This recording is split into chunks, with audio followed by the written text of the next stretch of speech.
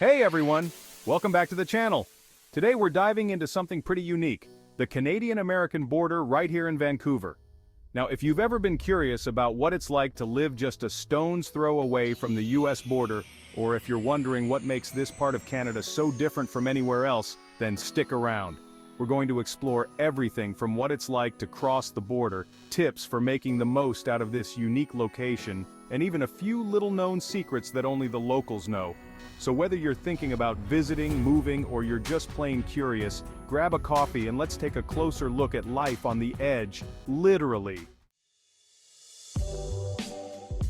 First up, crossing the border.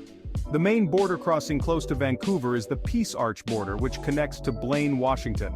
If you're from Vancouver or have spent time here, you know that crossing over to the States is super common, especially for shopping trips, gas runs, and even day trips to Seattle. But here's the deal. There are a few things you must know before you hit the road.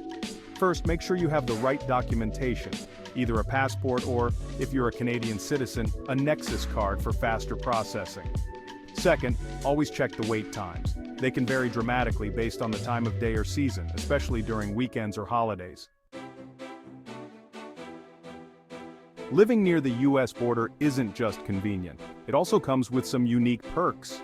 Many people cross over to take advantage of lower gas prices and shopping deals in Washington.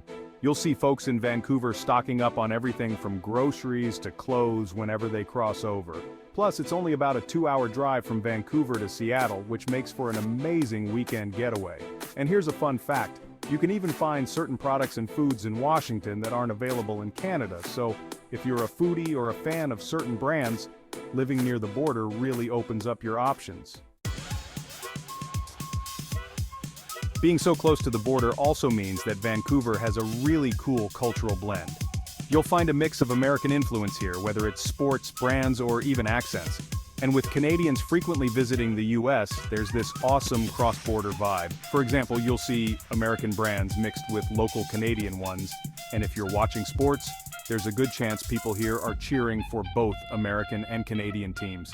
It's a subtle mix, but one that gives Vancouver a really unique feel compared to other Canadian cities. Now, if it's your first time crossing the border, here are some quick tips to make your experience smoother. First, always check the border wait times online. They're usually updated every 30 minutes, and trust me, it'll save you time. The Peace Arch border is the busiest, but if you're looking for a quieter crossing, try the Pacific Highway truck crossing, especially if you're heading out early in the morning or late at night. Second, have your documentation ready. This may sound obvious, but it's easy to get caught up and forget something like a Nexus card or passport. And third, be aware of what you can and can't bring back across the border. Some items are restricted, and knowing those in advance can save you a lot of hassle. Lastly, we can't talk about the Vancouver border without mentioning the iconic Peace Arch. This monument, built in 1921, stands as a symbol of the peace and friendship between Canada and the US. It's actually a pretty powerful sight and a reminder of just how connected the two countries are.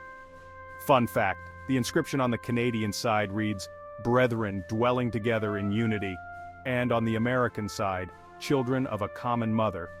It's a beautiful place to visit if you're in the area and want to take in a bit of history and symbolism at the same time.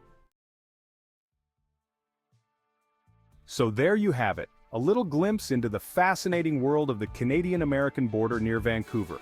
Whether you're thinking of crossing for the first time or just wanted to know what makes this spot so unique, I hope you found this video helpful.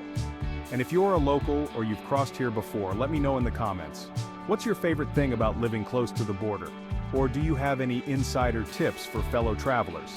Thanks for watching. Don't forget to like, subscribe, and hit that notification bell so you don't miss more content like this. Until next time, take care and happy travels.